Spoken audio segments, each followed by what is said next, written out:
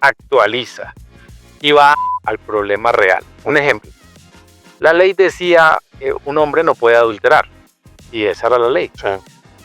Pero Jesús va más profundo y dice, es que no es solo con el acto del adulterio o de la fornicación, el acto de hacer algo. Entonces Jesús dice, aún un pensamiento ya está pecando, entonces hay que ir a la raíz. Entonces de alguna manera Jesús va más profundo que a lo que Moisés llega. Danés, es que Dinamarca, un dinamarqués, danés. Daneses, güey, lo editamos, ¿no?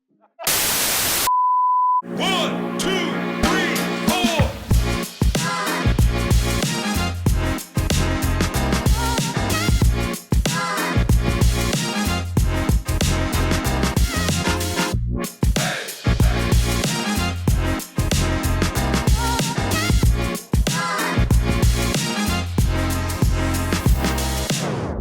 Gente, bienvenidos a este podcast. Este podcast es un podcast que hemos querido hacer y desarrollar con la familia de Reunión Colombia y su servidor, el Pregonegro.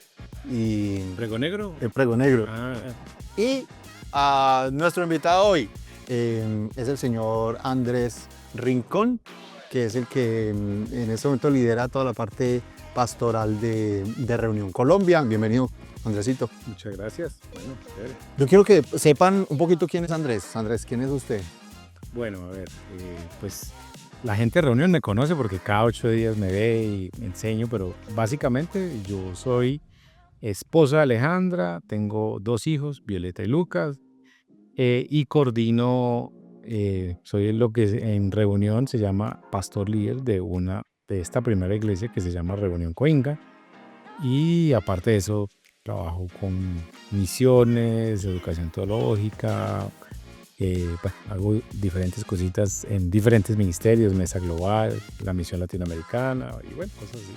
Súper. Andrés y yo somos amigos desde los 15 años. Más o menos. Hace muchos años nos conocemos. Tenemos una muy bonita relación desde hace muchos años. Y Hace Uy, chino, no digas esa fecha. casi 30 años. ¿No? Y sí. Pero bueno, aquí estamos. Para mí es un placer poder estar sentado con Andresito y estudiar un poco la palabra. Entonces, como le hemos puesto el nombre a esta serie de charlas sobre el Sermón del Monte, se llama Viva la Vida. Entonces, lo primero que queremos hacer es empezar a ahondar en el texto. La idea de este podcast es empezar a buscar y a encontrar y a profundizar un poco sobre los temas que vamos a ver cada 8 días.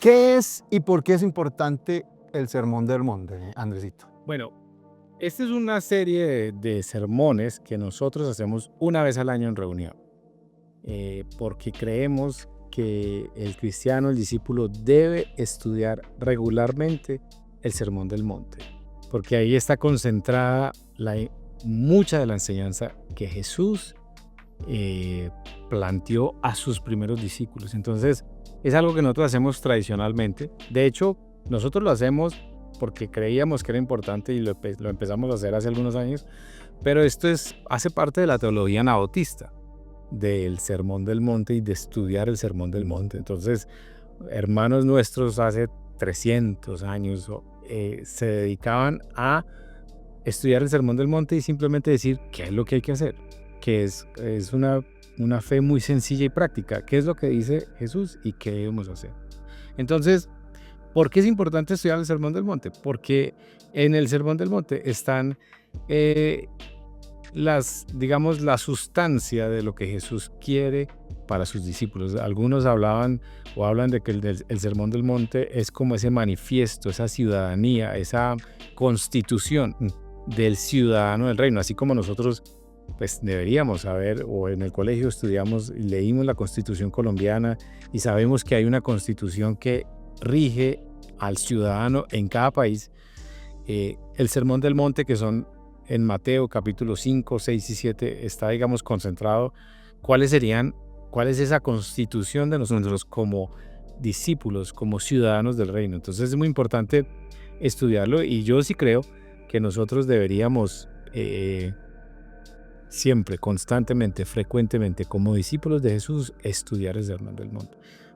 En la experiencia nuestra, nosotros cada año lo estudiamos y cada año encontramos cosas muy interesantes que uno dice, esto no lo había visto, esto hay que hacerlo, esto no lo he practicado, esto no lo he podido hacer. Pero es básicamente la descripción de los discípulos, el carácter de los discípulos que Jesús espera. Entonces por eso es importante estudiarla, porque es saber, Jesús ahí fue claro y dijo, esto es lo que espero de ustedes, mis discípulos. Entonces, algunos autores, un John Stott y otros, hablan de que el discípulo de Jesús tiene que pensar, vivir y caminar diferente de los que no son discípulos. Y el Sermón del Monte lo que hace es hacer esa declaración de esto es lo que esperamos y lo que Jesús espera de un discípulo de él. Entonces, digamos, hay muchas razones de por qué es importante, pero algunas que quiero mencionar. En el Sermón del Monte están los valores cristianos, o sea, qué significa, cuáles son los valores para el discípulo de Jesús, cuál es la norma ética, cuál es la forma de una devoción religiosa, cómo debe ser nuestra actitud frente a cosas muy cotidianas como el dinero, los sueños, las aspiraciones, el estilo de vida, las relaciones. Entonces, en el Sermón del Monte está todo eso. Y en todas las enseñanzas de Jesús ahí nos muestra cómo es la vida cristiana, cómo debería vivir el cristiano. Entonces, el Sermón del Monte tiene, digamos, muchos paralelos, o es un paralelo entre la ley que da Moisés en el Antiguo Testamento para el pueblo, para que pudieran caminar en el desierto y luego siendo una nación. Aquí Jesús está como siendo el nuevo y el gran Moisés, diciendo, esta es la forma en cómo quiero que mis discípulos caminen y vivan. Entonces, digamos que hay paralelos acá, porque Moisés, el Señor le da la ley cuando está en el monte Horeb, y aquí Jesús, digamos que está en el monte también dando una nueva, no ley, o podría ser ley, pero una nueva forma de vivir, de caminar para sus discípulos. Entonces, algunos comentaristas creen, por ejemplo, que en la Biblia dice que Jesús subió al monte y en esos 3 capítulos habló y predicó. Yo no creo que fue así como que Jesús se paró y habló 3 días seguidos o lo que fuera y lo guardaron, pues lo hicieron como una historia de lo que hizo, sino que es más como, yo pienso que en algunas ocasiones, en algunos momentos, durante un tiempo Jesús fue al monte y daba una serie de enseñanzas, y toda esa serie de enseñanzas que pudieron pasar, no sé, meses o mucho tiempo Jesús enseñando en diferentes ocasiones, las compilaron y las pusieron en esta sección que es conocida como el Sermón del Monte. Entonces, por eso creo que es muy importante. Hay un autor y pues un amigo nuestro que se llama Félix Ortiz, y él dice que el Sermón del Monte es como el sistema operativo del celular, de un computador del celular, o sea, es lo que hace que funcione. Y es el sistema operativo del cristiano, es lo que nos permite operar y vivir como seguidores de Jesús en un mundo que pues sí es cambiante. Y así como el sistema operativo en los celulares y en la tecnología, pues se tiene que actualizar porque hay cosas que van pasando. Yo pienso que el Sermón del Monte tiene que irse actualizando nuestra vida, no que hay que actualizarlo, sino por eso hay que estudiarlo cada vez, porque uno dice, esto yo no lo había tenido que vivir, ahora sí. Entonces es muy importante para mí, como pastor de reunión, que hagamos este ejercicio año a año de estudiemos juntos el Sermón del Monte. ¿Qué quieren decir las palabras de Jesús? ¿Por qué no las tomamos en serio? Cuando Jesús habla ahí y dice cosas muy claras, ¿por qué no las vivimos? Debería ser así. Entonces creo que esa es una de las razones del por qué es importante estudiar el Sermón del Monte.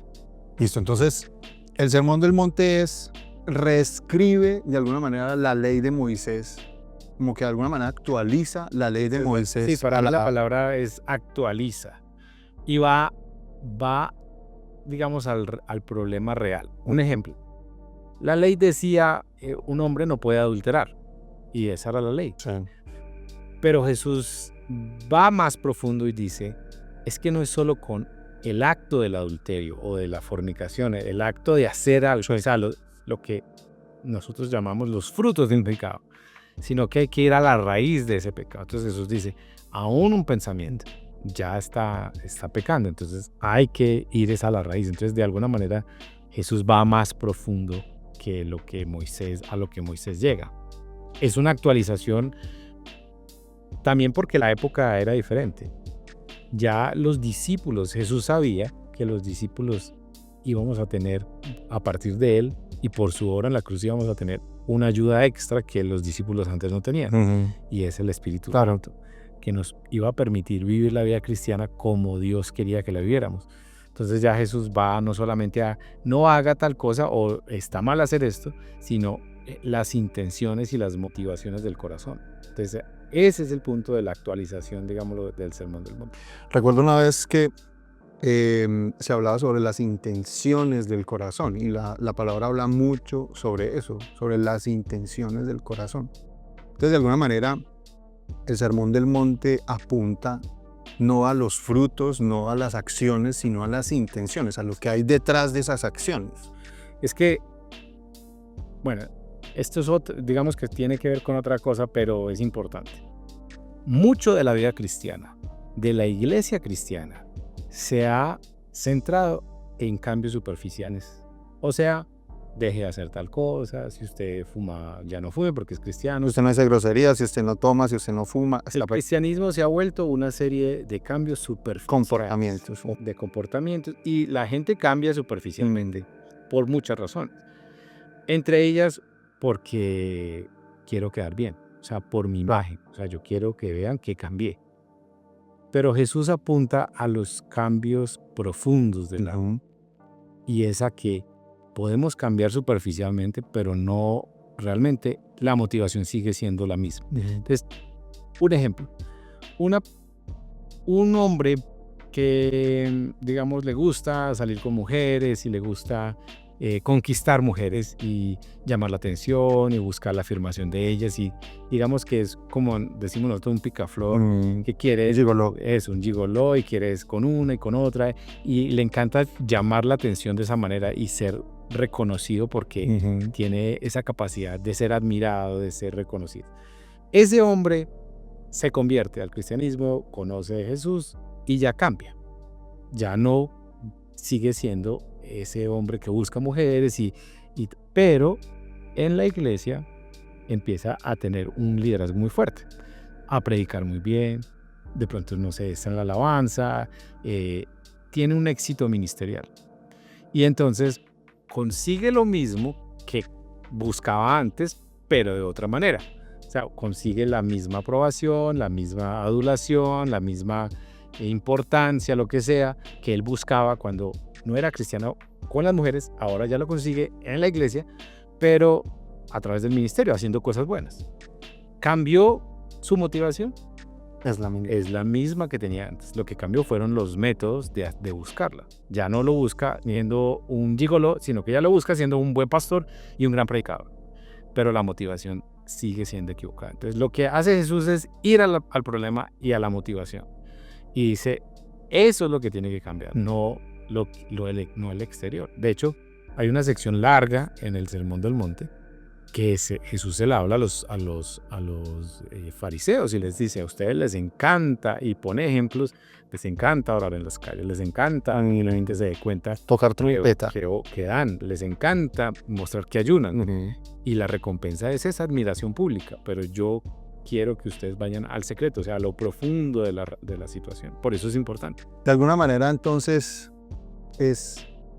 si nosotros no cambiamos esas intenciones del corazón, lo único que estamos haciendo es cambiarnos de ropa, pero seguimos siendo... Y usamos el cristianismo y la iglesia, y hemos visto casos en la historia de la iglesia donde hombres haciendo cosas buenas buscan llenar sus motivaciones equivocadas y usan a la gente para eso. Esa es la tragedia de esto.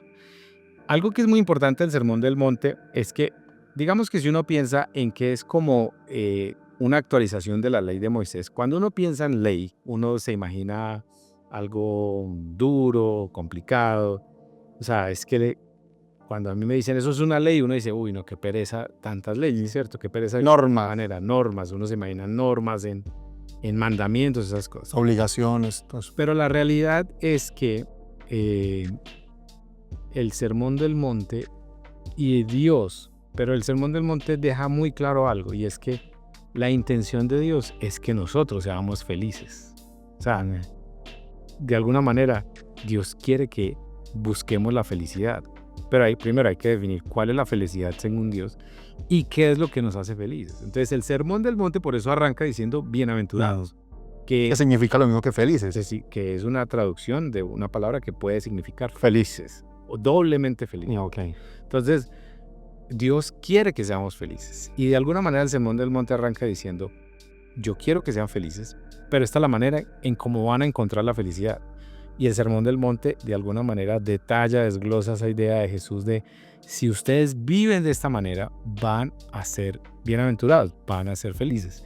Entonces, el Sermón del Monte nos recuerda, en un mundo como el nuestro, que está buscando el placer, la felicidad como sea, nos recuerda que a Dios le interesa que seamos felices, que Dios quiere que seamos felices, pero entendiendo qué es la felicidad y bajo qué parámetros nosotros somos felices, porque lo que a veces creemos que nos hace felices no nos hace felices.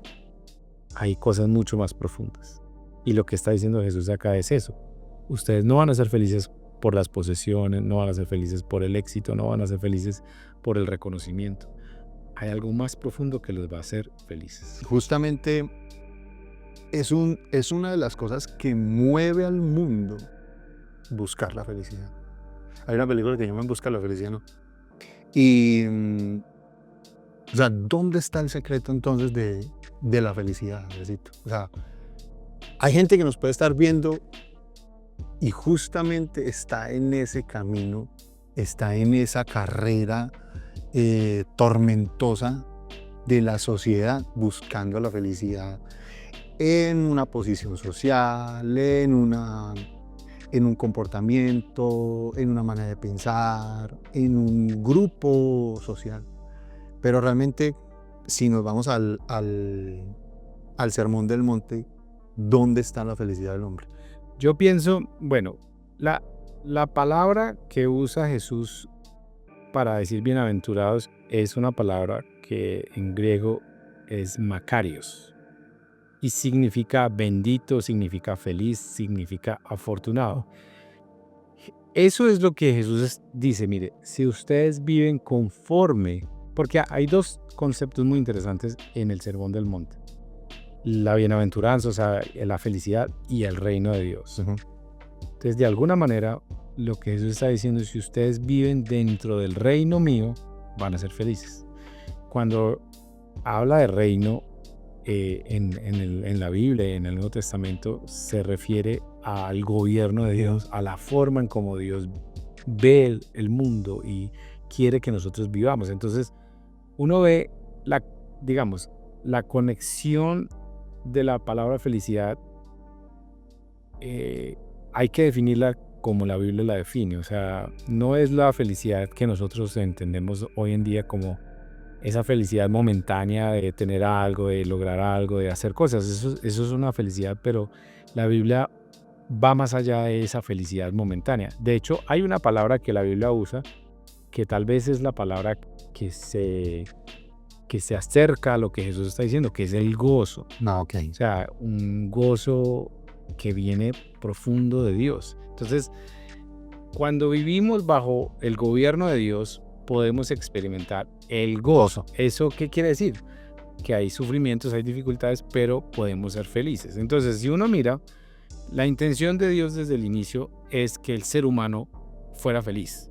Porque, ¿qué es lo que nos hace feliz a nosotros? O sea, encontrar algo, encontrar realización en algo nos hace feliz. Dios, si encontramos a Dios, inmediatamente somos felices, porque Él es todo, Él da todo lo que necesitamos. Entonces, de alguna manera la felicidad es estar cerca de Dios. Y si uno mira, por ejemplo, en la Biblia, Génesis, la creación, cuando Dios creó todo, creó al ser humano para estar con él relacionado completamente. Y el hombre estaba en un estado de plenitud, de felicidad. Y era disfrutar de Dios, disfrutar de sus relaciones con otros hermanos, con su esposa, en el caso de Adán, con la creación, con la tierra, tener un lugar para vivir, tener un lugar para comer. Esa es la felicidad. Entonces, la felicidad es como un estado, digámoslo así, de bienestar que Dios quiere desde el inicio, quiso para el ser humano y que por causa del pecado perdimos, pero que de alguna manera recuperamos en Cristo. Y yo diría, la felicidad es un estado de bienestar, donde podemos decir, donde hay otra palabra que sería chévere estudiar después, contentamiento. Y es donde puedo estar contento con lo que tengo en el momento, con lo que Dios me dio a mí. Eclesiastés dice que hay personas que disfrutan tanto la vida que no tienen tiempo para compararse ni para ver qué tienen más, sino para disfrutar lo que Dios le dio a ellos. Ese para mí es un estado de bienestar, de decir, Señor, ya tengo lo que necesito y estoy bien. No necesito nada más.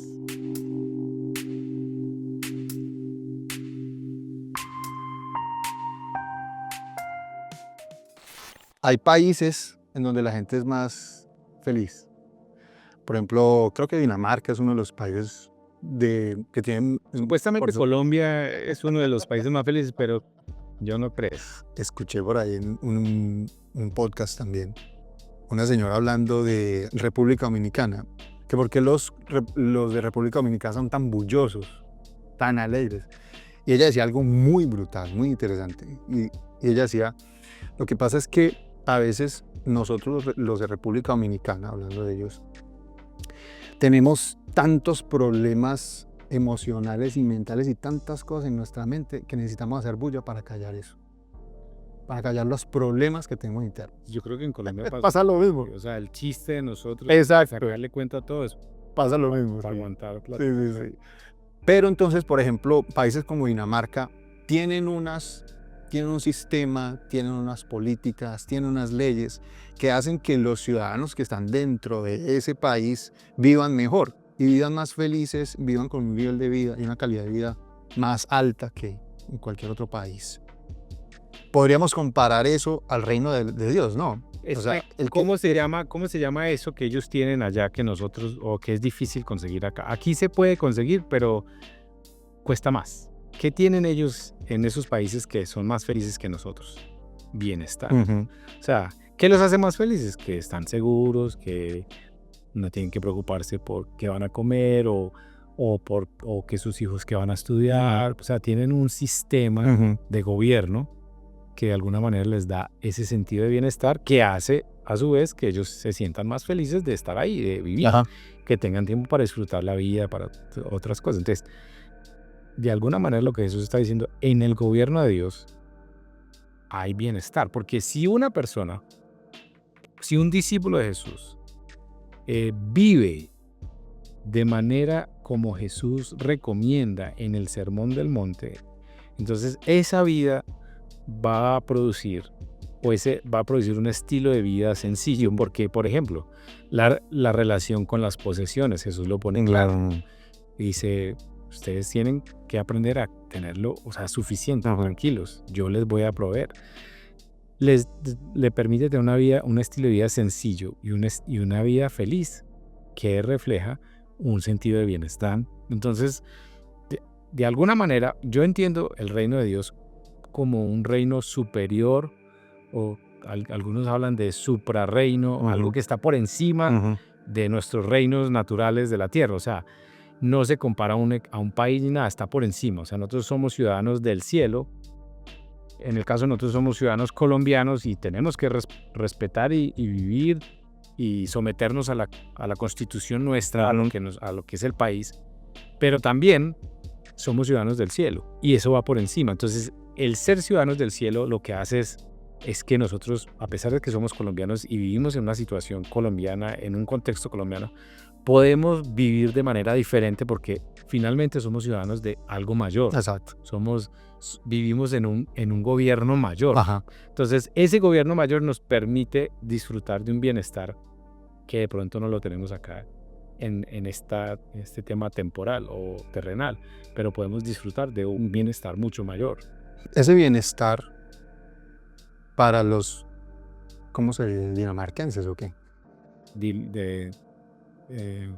Si sería cundinamarquense, sí, dinamarquense, sí, cundinamarquense. El dinamarquense vive un bienestar porque sigue unas reglas y el bienestar de ellos es tener, digamos, dinero suficiente para comer, dinero suficiente para salir un fin de semana, para tener ropa, eso es un bienestar terrenal. El bienestar de nosotros en el reino de los cielos ya no es ese bienestar. Es un bienestar mucho más alto o mucho más profundo. ¿O qué bienestar es? Yo pienso que tiene que ver con relaciones. O sea, finalmente todo en la vida son relaciones. Cuando nosotros logramos tener una relación con Dios, relacionarnos con Dios, relacionarnos con nosotros mismos, relacionarnos con nuestros hermanos y relacionarnos con la creación de manera correcta, como Jesús explica y expone en el Sermón del Monte, podemos tener ese sentido de bienestar. O sea, ¿por qué? Porque, por ejemplo, si yo sé que mi aprobación, que mi valor viene del Señor, de Dios, pues no necesito estarlo buscando con otras personas. Si yo sé quién soy para Dios, tampoco necesito. Si yo me relaciono con buenas personas, con buenos amigos y tengo... De hecho, hay especiales de los países noruegos y todo, pues de Noruega y de Suecia, que son los países escandinavos que tienen unos, ahora que estamos hablando, pues como unos sentidos de bienestar y de que son felices por toda la protección que tienen ellos del Estado. Y una de las cosas es, primero, que no es que sean ricos, ellos tienen un buen estilo de vida, pero no son lujosos. Y lo otro que yo veía es que tienen un sentido de comunidad muy fuerte, que de pronto nosotros no tenemos. Bueno, nosotros no tanto, pero más occidentales. Y es que cada uno va por lo suyo, pero esos países buscan mucho el tema de la comunidad. Entonces, las relaciones con los hermanos, tener un buen sistema de apoyo, tener un buen grupo de amigos, tener un buen grupo de apoyo emocional, también da un sentido de bienestar.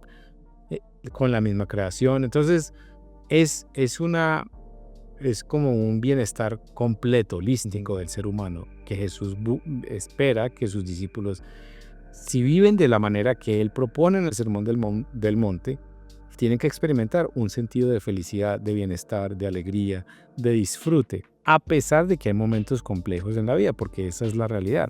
Estamos viviendo igual en un mundo caído, pero si vivimos bajo otro reino superior al natural en el que estamos, creo que podemos vivir de manera diferente y experimentar una libertad y una felicidad diferente. Brutal.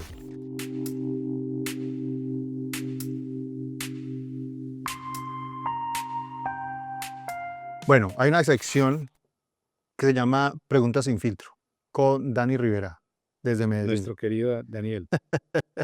Entonces, Dani, ¿cuál es la pregunta sin filtro? Andrés Negro, un saludo desde Medellín. Mi pregunta es muy simple.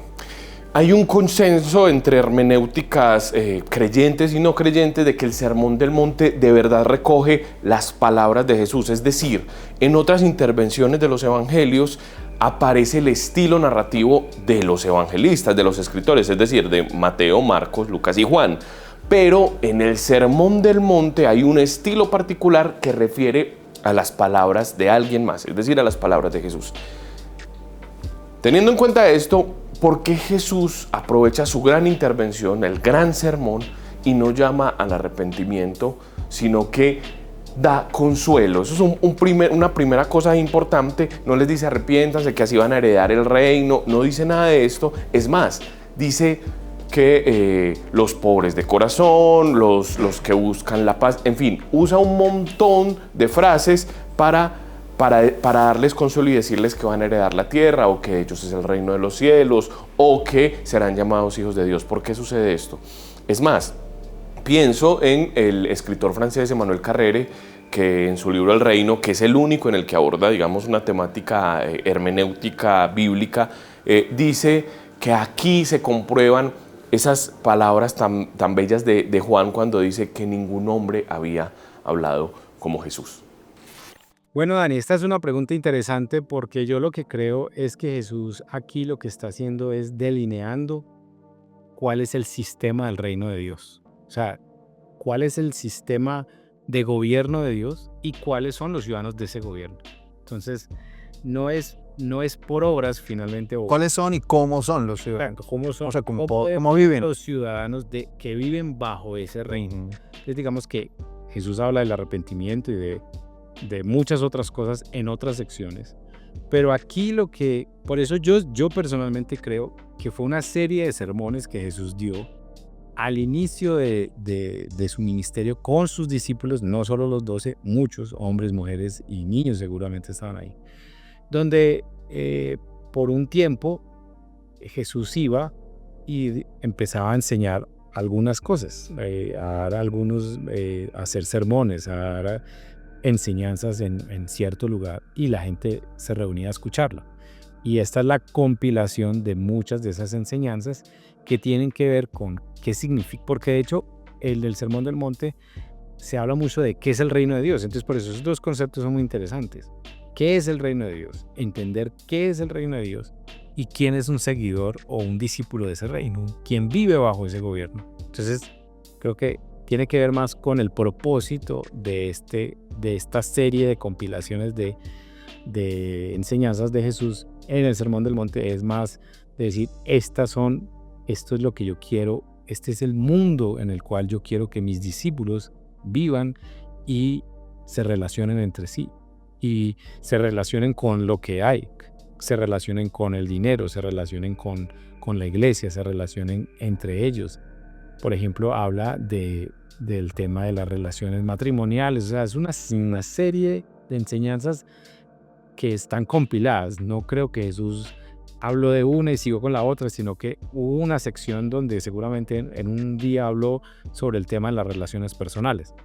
Después, en otra ocasión, se sentó a hablar sobre el dinero, que de hecho, dicho sea de paso, es de los temas que más habla Jesús en el Sermón del Monte y en sus enseñanzas. Nuestra relación con el dinero, con la posesión. Entonces creo que el propósito del Sermón del Monte era delinear cuáles son las características y las cualidades, el carácter, como llama John Stott, el carácter del discípulo de Jesús. Y cómo es ese reino, cómo se ve ese reino. Entonces, el hecho de las bienaventuranzas, por ejemplo, es la consecuencia de, o sea, felices o bienaventurados son los que hacen esto porque ellos heredarán. Finalmente la recompensa va después de hacerlo, pero no es que van a ser salvos por eso, sino que lo que ellos viven es porque es la consecuencia de vivir bajo el gobierno de Dios. O sea, la recompensa De acercarse a Dios. exacto, no es que estén ganándose la salvación, sino que más bien están viviendo como resultado de ser transformados y de ir bajo un gobierno diferente. Ese creo que es la respuesta. Y en cierta manera, entonces, sí, el Sermón del Monte expresa un poco más la voz de Jesús. O sea, tiene, digamos, no tiene el sesgo del escritor específicamente, sino que de alguna manera podemos ver más a Jesús hablando. Sí, porque al ser, creo yo, una compilación de las enseñanzas de Jesús, es como decir esto, es como el podcast que ellos grababan con Jesús y anotaban a Jesús dijo sobre el dinero esto y lo iban guardando. Y toda esa recopilación de enseñanzas las pusieron y dijeron, este es el Sermón del Monte. Que Mateo lo pone de manera mucho más clara que los demás. De hecho, por ejemplo, creo que Lucas o Marcos dice que no fue en un monte, sino en un valle. digamos que eso no tiene como mucha idea, pero sí, es como parte de lo que las enseñanzas, yo diría que es como un seminario condensado de las enseñanzas de Jesús, el Sermón del Monte. Cogieron muchas de las cosas que enseñó sobre muchas cosas, no solamente ahí, sino en diferentes lugares, y esto fue lo que Jesús enseñó sobre esta temática. Andresito, vamos llegando con esto al final. No sé si quiera dar digamos, una conclusión frente a esta introducción, a este... Pues me parece interesante que los judíos, los israelitas, sabían que tenían que vivir y se identificaban como israelitas porque eran seguidores de la ley de Moisés. O sea, el caminar como la ley les decía y como Moisés les enseñó, era vivir una vida buena. O sea, por eso la serie es Viva la Vida, porque la idea de la ley era proteger, la idea de la ley era cuidar, era que la gente disfrutara de que todos disfrutaran de lo que tenían y pudieran vivir una vida buena. Ahora Jesús lo que hace con el Sermón del Monte es lo mismo, es decir, ya ustedes, yo quiero que disfruten la vida y para eso tienen que vivir bajo un gobierno y bajo unos valores diferentes a los de la gente normal. Ustedes tienen que ser diferentes. Entonces, de alguna manera, creo que lo que nos invita el Sermón del Monte es a disfrutar la vida y es a vivir la vida como Dios quiere que la vivamos. Porque finalmente, solo en Él podemos nosotros disfrutar y vivir la vida como debe ser. De resto, vamos a hacer muchos intentos de tratar de disfrutar la vida, de vivir la vida, pero nos vamos a dar cuenta que no era por ahí. Entonces creo que Jesús lo que hace es esto, cómo nosotros podemos entender el Sermón del Monte de esa manera. Bueno, hay muchas cosas que podríamos hablar más del Sermón del Monte, pero entender eso, cuál es el reino de Dios y que ese reino tiene un rey que ha determinado esto es lo que ustedes necesitan para vivir bien. Entonces me parece que es importante entender eso. Me gustó eso. Transformando el mundo. Me gustó eso. Viva la vida es porque realmente podemos... Eso es como una expresión, como cuando dice viva el fútbol, viva, uno es un político, algo así, pues la gente, en este sentido, viva la vida, está expresando uno, o sea, uno puede decir eso solamente cuando uno realmente ha encontrado el verdadero sentido de esa vida. Y ahí es cuando uno dice, realmente, que viva la vida. Exacto. Y en la Biblia hay muchos ejemplos de eso. Eclesiastés es uno de esos que trata de todo y busca de todo. Busca encontrar sentido a la vida en muchas cosas, pero finalmente dice no, o sea, solo en Dios se puede encontrar el sentido de la vida. Y en el caso de Eclesiastés, que creo que tiene que ver mucho con el Sermón del Monte, en las cosas sencillas de la vida. Por ejemplo, Eclesiastés dice, hay cosas que no entendemos, pero disfrute que se sentó a comer, a beber con sus amigos, y disfrute ese momento, porque hay otras cosas que no va a entender. El Sermón del Monte lo que nos lleva y nos invita es a vivir una vida sencilla. O sea, no se apegue a las posesiones, viva diferente, camine diferente. Si le piden ir con la carga 1 milla, vaya 2, o sea, ponga la mejilla, o sea, un poco de cosas que uno dice, esto es muy contracultural. Sí. Pero esa vida sencilla que nos propone Jesús en el Sermón del Monte es la que finalmente nos permite disfrutar la felicidad y vivir de manera diferente. Lo cual es una contrariedad, lo cual es una paradoja para nuestro mundo. Exacto. Porque el mundo nos ha enseñado es logre más cosas para que sea feliz. Pero yo creo que hemos visto muchos ejemplos de personas en el mundo que han logrado alcanzar muchas cosas, pero llegan al punto donde dicen, no era esto. Entonces, de pronto, para los que están escuchando o viéndonos y nos escuchan acá en las series, de pronto Jesús tenga razón en que una vida sencilla, como Él quiere, es la que nos va a dar la verdadera felicidad. Y hay que darle la opción también. Genial. Muchas gracias, Andresito. A ustedes. Delicioso seguir charlando sobre esto después. Gracias a todos los que nos ven, nos escuchan por Spotify, por YouTube. Pueden seguirnos a nosotros también en nuestro Instagram. Sigan a Reunión Colombia en YouTube. Y Listo, nos vemos en el próximo. Bueno, y aprovechar para darle las gracias a nuestro ingeniero Sebastián. Sebas detrás de la cámara. Después les mandamos una foto de Sebastián porque nadie sabe quién es. Es como la... Ah, danés. Danés. Es que Dinamarca. Cundinamarqués. Bueno, danés. Danés, lo editamos, ¿no? Mentiras, muchas gracias por acompañarnos. Espero haya sido de agrado, haya sido de mucho bienestar y de mucha enseñanza esto que acabamos de hablar. Que Dios los bendiga. Nos vemos.